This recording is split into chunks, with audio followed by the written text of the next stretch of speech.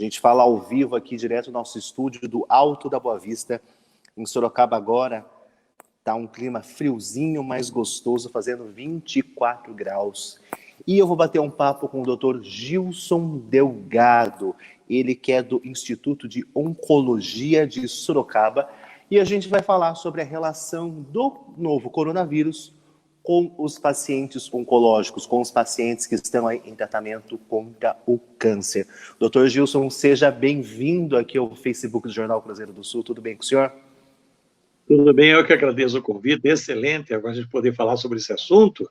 Eu acho muito interessante também a gente poder explicar coisas que...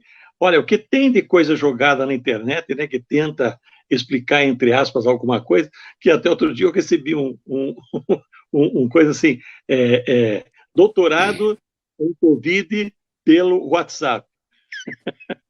Jesus, doutor. Vamos falar um pouquinho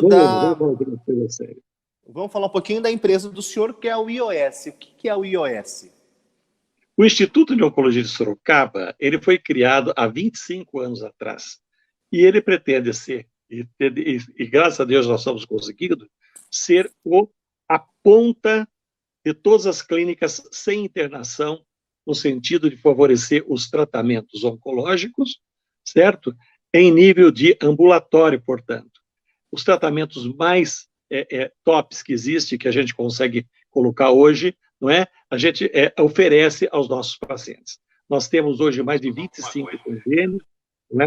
E as coisas continuam sendo assim, de uma forma muito tranquila, sendo utilizadas. Eu, particularmente, tive que, não só por causa da idade minha, mas também por causa do Covid, me afastar das existências. Mas eu continuo na direção técnica e científica, estudando muito e atualizando praticamente semanalmente todas as nossas oportunidades de favorecer aos nossos pacientes a melhor qualidade de vida possível nas circunstâncias tão desagradáveis que eles vivem. Doutor, e a pergunta que não quer calar. Os pacientes que estão hoje em tratamento contra o câncer, os pacientes oncológicos, como que eles devem agir diante desse vírus tão poderoso e tão mortal, que já foi até comprovado que ele mata mais do que o câncer, já matou mais do que o câncer no ano passado? Como que os pacientes devem agir nisso daí? Essas pessoas que já têm a saúde fragilizada por conta aí de vários fatores, quimioterapia, imunidade, doutor? Pois então, veja uma coisa, Manuel, nós temos aqui uma consideração a se fazer, né? A primeira é o seguinte: será que é verdade que esses pacientes oncológicos estão tão fragilizados assim? Então, é preciso a gente tomar um pouco de cuidado nessa afirmação.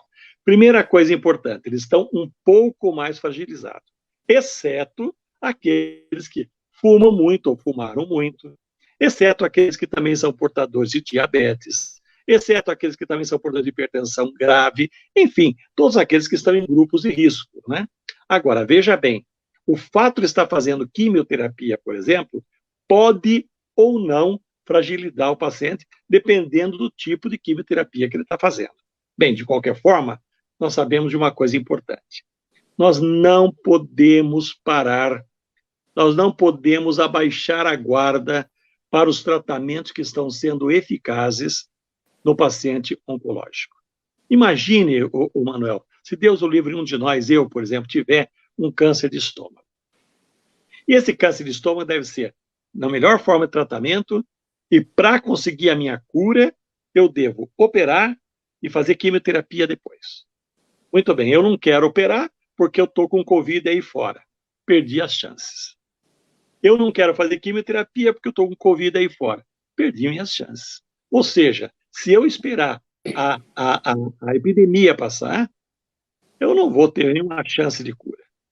E a coisa mais desagradável é que, até o mês passado, nós tínhamos a notícia de que 40 mil pessoas haviam suspendido o seu tratamento ou a oportunidade de iniciar um tratamento por causa da epidemia. E, olha, um mês depois, esse número subiu de 40 mil para 50 mil. Ou seja, são 50 mil pessoas que estão num risco muito grave, maior talvez do que o próprio Covid-19, né? Agora, veja bem, isso não significa também que devemos abaixar as guardas para a profilaxia, para a prevenção, não é, do Covid. Claro, ele está aí. Então, veja bem, se ele está aí, ele tem um grau de infectividade, é preciso que se tome os cuidados para evitar as transmissões e se continue a fazer os seus tratamentos oncológicos. Hoje ainda eu recebi lá do Instituto mesmo, o doutor Luiz, que é o diretor técnico nessa ocasião, ele me fala o seguinte: o Hospital da Unimed e vários hospitais estão pedindo para, por favor, abrirem as suas agendas e abrirem as suas cirurgias para as cirurgias eletivas, principalmente as oncológicas. Aliás, saiu essa notícia, saiu no jornal hoje de manhã, no Cruzeiro do Sul. E aí você fala assim, nossa, que coisa importante. Por que tudo isso? Por vários motivos. Além desse que eu acabei de falar para vocês, 50 mil pessoas, né, represadas e vão ter problemas mesmo, também tem um problema sério, como os hospitais sobrevivem se não tem, entre aspas, a clientela para mantê-las. Então, veja, nós estamos frente a uma situação bastante intrincada. De qualquer forma, pacientes oncológicos devem continuar a fazer seus tratamentos, não devem suspender seus tratamentos e devem tomar todos os cuidados para evitar essa infectividade tão alta desse nosso vírus. Doutor, e a gente vê também muitas pessoas que estão aí com alguma suspeita, com algum nódulo, com alguma coisa, que elas acabam também não buscando atendimento e acabam também por medo de se infectar no consultório médico, alguma coisa assim, e tem muitas agendas também de médicos, devido à epidemia ser tão grande, que estão bloqueadas, que esses médicos que estão fazendo outras coisas, estão lá na UTI, na linha de frente. Como que a gente vai enfrentar isso daí, doutor? Ou que não estão trabalhando por conta aí de idade, de algum fator de risco. Como que essas pessoas fazem, doutor? Pois é, veja um pouquinho só. A melhor indicação seria aquela. Médicos que realmente não se trabalham com coisas que sejam mais graves ou cujo desenvolvimento vai ser menos importante. Por exemplo, dermatologia estética, cirurgia plástica. Esses médicos devem realmente se afastar. Ou vão trabalhar na linha de frente. Claro. Agora, os outros médicos que trabalham com diabetes, cardiologia, hipertensão arterial, nefrologia, UTIs, não é? Diálises peritoneais, diálises, hemodiálises, não é? São situações muito... neurocirurgias, trauma, oncologia, são situações muito graves que não podem ter...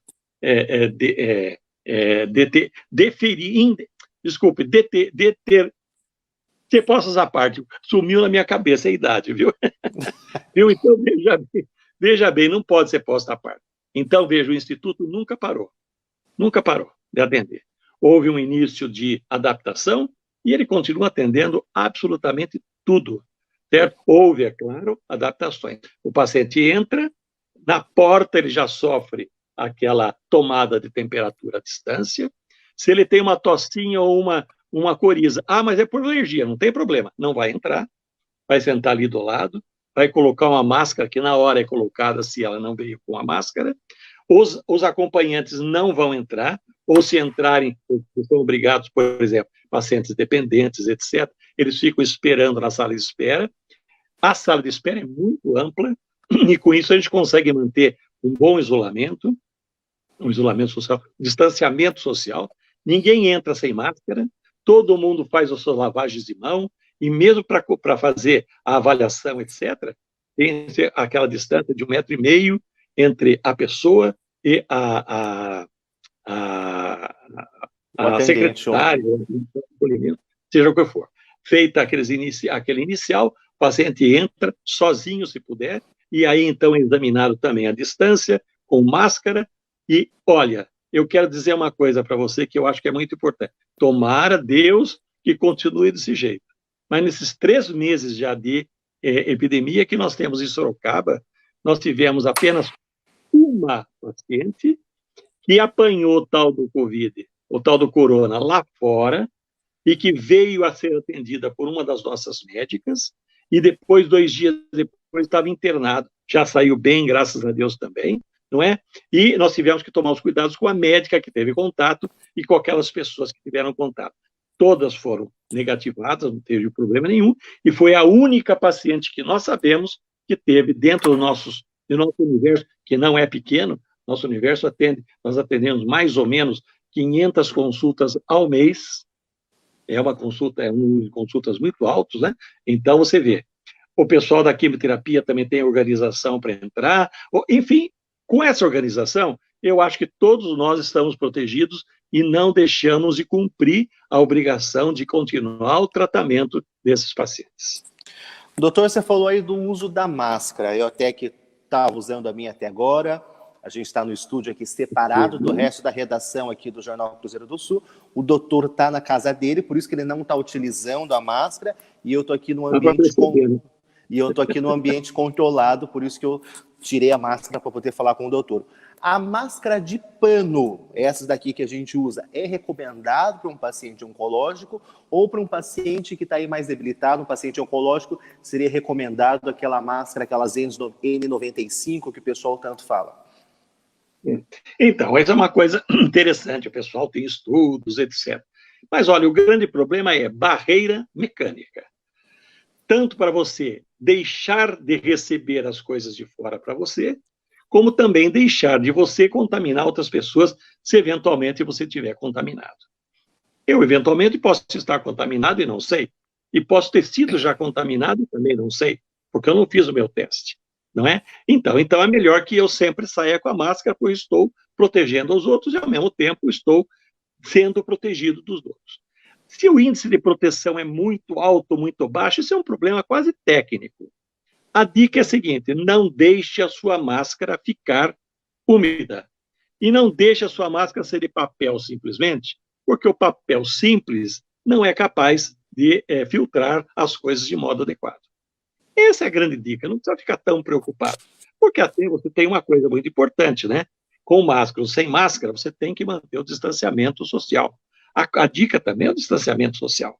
Você tem que se manter uma distância boa, de modo que se eu estiver sem máscara e espirrar, provavelmente eu não vou jogar nenhuma gotícula de saliva ou de muco nasal em você, né? Porque isso deve cair no chão e em prazo tão curto quanto 15, 20 minutos já desapareceu e os vírus estão todos mortos.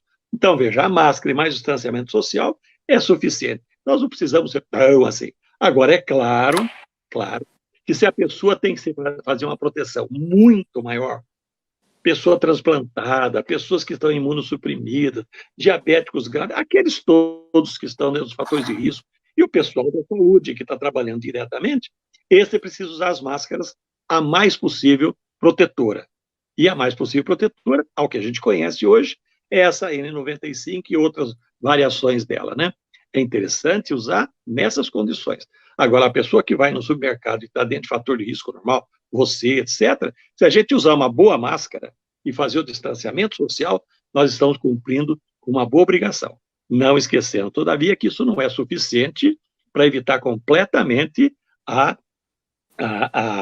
infecção pelo bicho, né? Pelo bicho não, pelo vírus. É que a gente brinca com o bicho, né? Pelo vírus. Eu acho que isso é importante. Então, os cuidados de mão, lavagem, troca de roupa, etc., continuam sendo fundamentais. E, doutor, no tempo que o senhor tem de profissão, de oncologia, o tempo que o IOS tem aqui na cidade, a quimioterapia de antes, logo quando o senhor começou com o IOS, mudou completamente hoje. Como que é a quimioterapia hoje, doutor? Puxa vida, você fala isso, vai parecer que eu estou idoso, não estou, viu? Eu tenho só 40... eu tive só 49 anos de oncologia. O IOS tem 25 anos.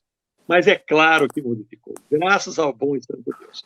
Quando eu entrei na oncologia, a quimioterapia era capaz de curar apenas 10% dos pacientes leucêmicos. 10%. Por exemplo, uma criança com leucemia linfática aguda, na hora que fazia o diagnóstico, só uma iria ser curada em cada 10. Uma coisa séria, não? Quando eu deixei de fazer oncopediatria, porque na época não existia o oncopediatra, né?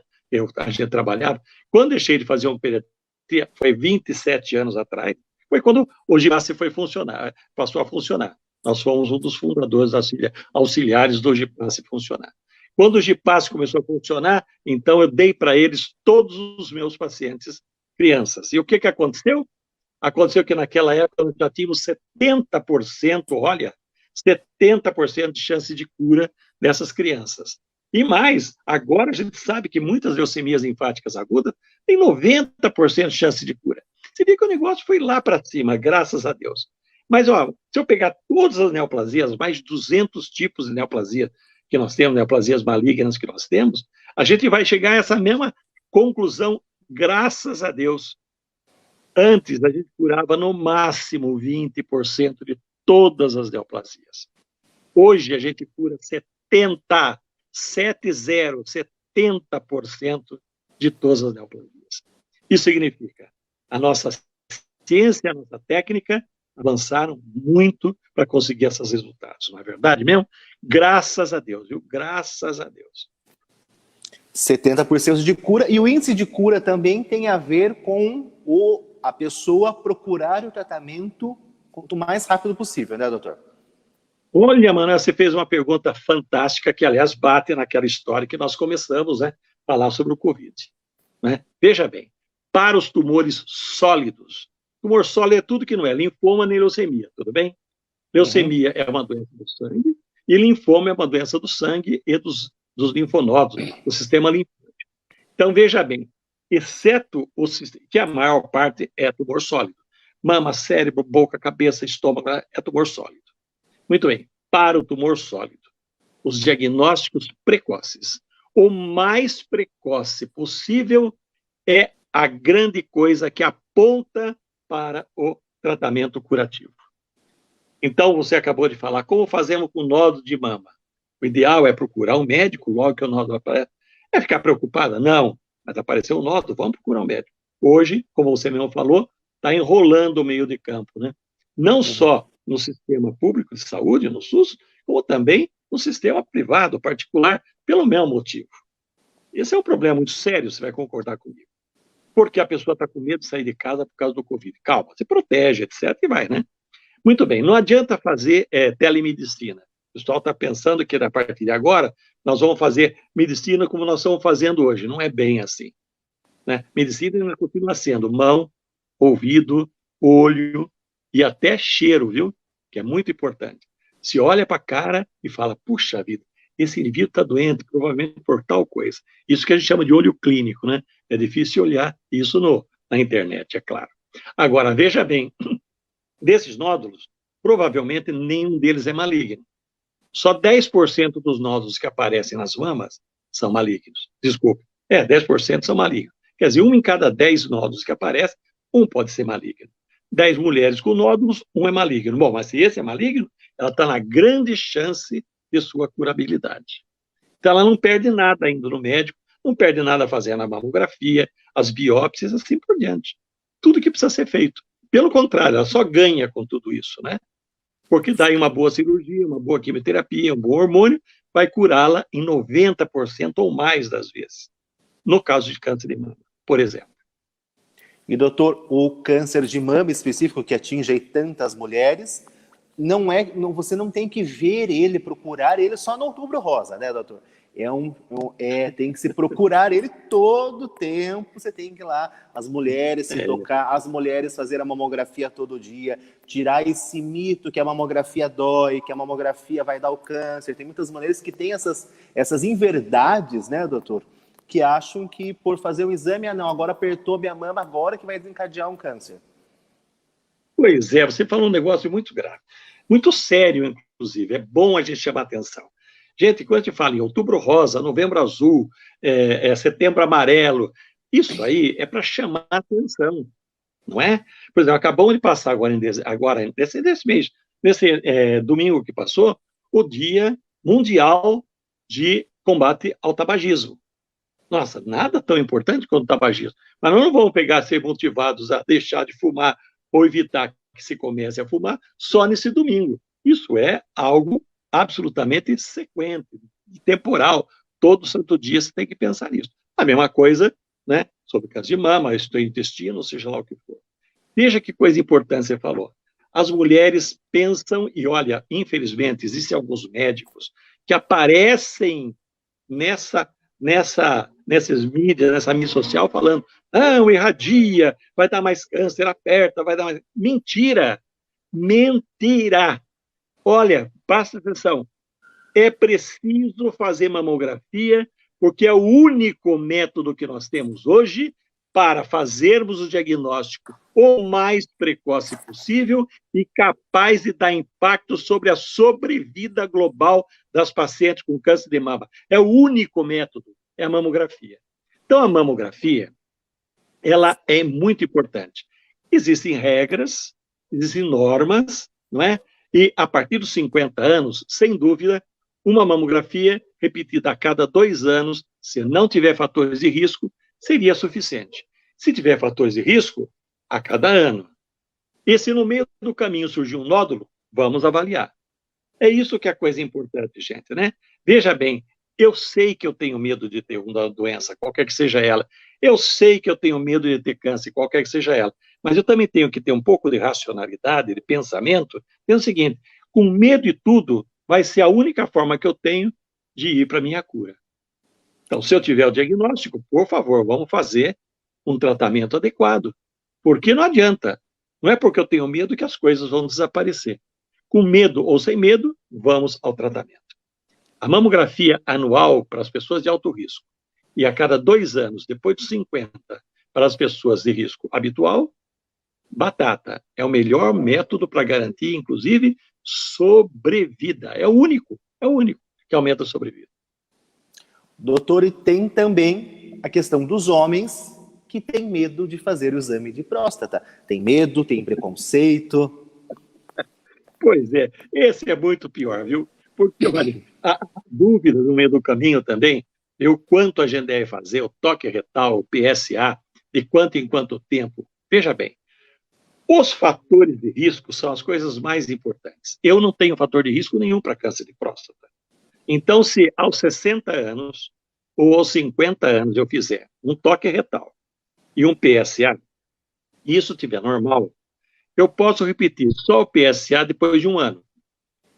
E se ele continuar normal para a minha idade, para as minhas doenças de próstata, etc., eu posso fazer um toque a cada 5 anos e posso fazer o PSA a cada 2 anos. Então, você veja, o toque e o PSA se complementam. Agora, veja bem, fazer só PSA, como muitos colegas fazem, alguns médicos fazem, vamos fazer prevenção de câncer e faz dosagem de PSA. Gente, isso é uma loucura. Não existe isso. Prevenção de câncer tem que ter orientações, certo? E uma delas é pegar as pessoas de baixo risco, de alto risco. E quando eu falo em risco, talvez seja interessante a gente pensar 2 coisas. Primeira coisa importante. O que é alto risco para câncer de próstata, que é o câncer mais incidente, hein? Mais do que a mama. Tem mais câncer de próstata do que câncer de mama. Câncer de mama é o segundão quando eu junto os 2 gêneros, tá bom? Então, veja bem, o que é fator de risco para próstata mama?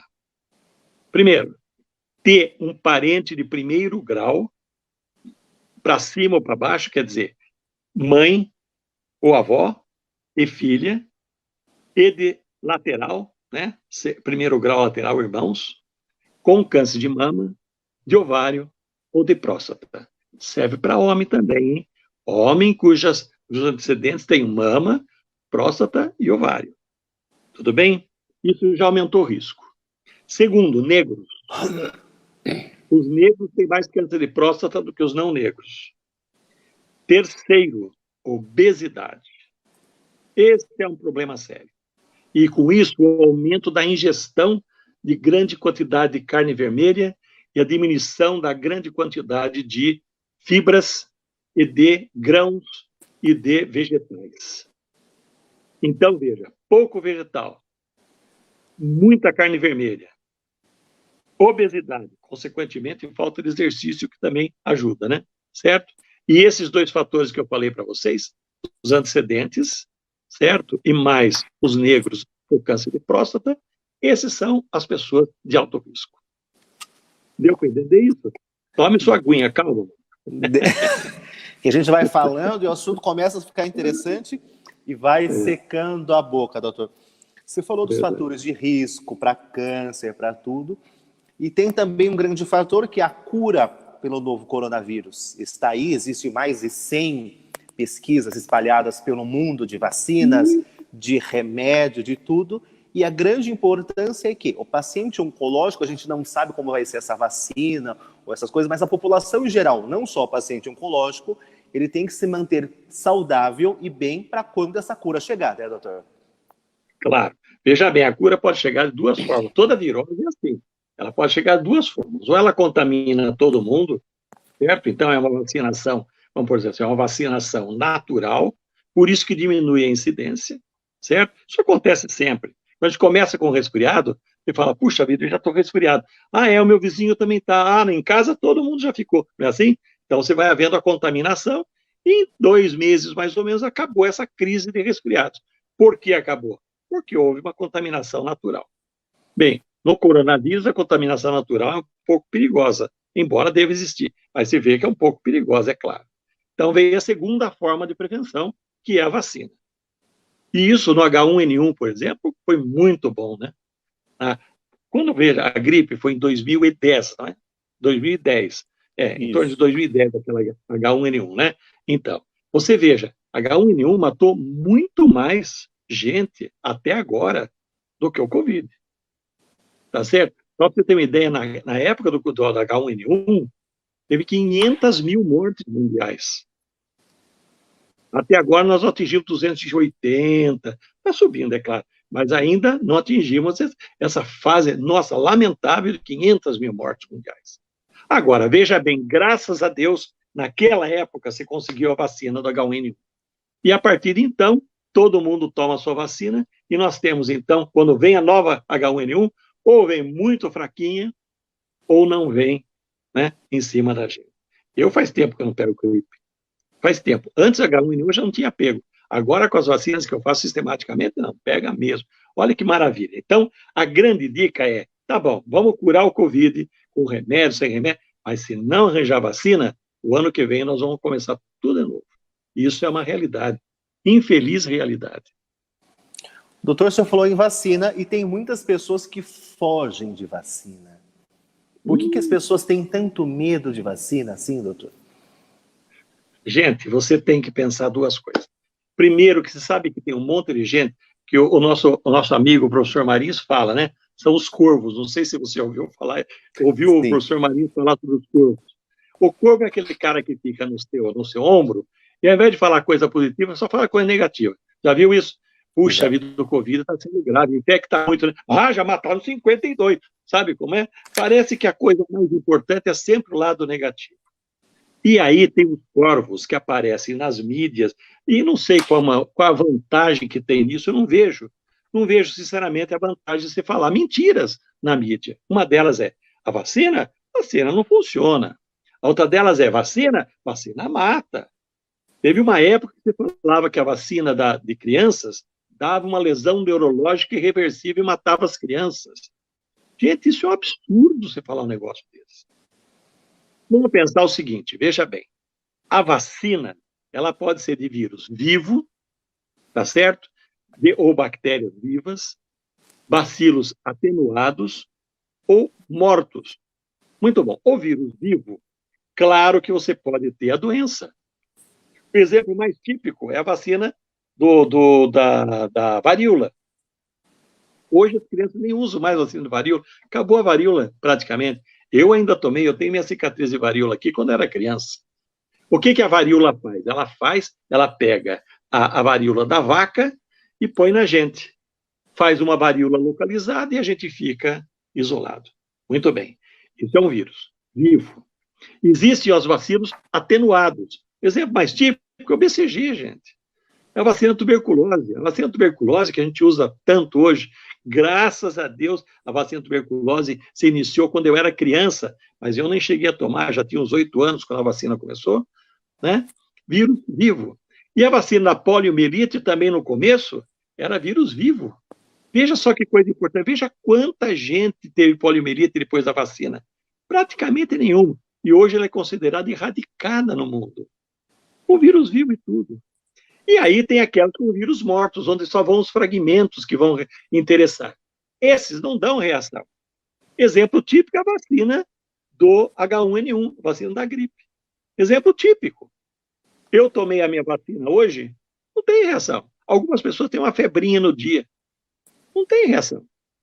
Então, veja, você dizer que a vacina é grave, que a vacina não deve ser feita, é um absurdo. É algo contra a saúde humana. Deve ser criminosamente colocado o indivíduo que fala uma bobagem dessa. Pois é, doutor, a gente vai chegando aí quase que ao nosso fim da nossa entrevista, da nossa live. Falamos aí por meia hora sobre esse assunto tão delicado que é o câncer, mas as pessoas têm aí uma fonte de informação que é o site do iOS, né, doutor? O site do iOS, que é um... Não, pode falar. É que ele está sendo, como você fala, reestruturado, né?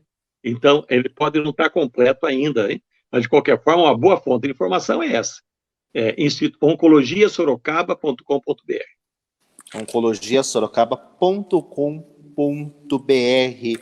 E a dica sempre é procurar um médico, né, doutor? Qualquer sinal de dúvida, liga, marca uma consulta. Eu sei que às vezes é difícil as pessoas até conseguirem consultas, quem não tem plano de saúde pelo SUS, mas é um direito da população, é um dever também do Estado estar aí atendendo e a gente tem que buscar esse atendimento, né, doutor?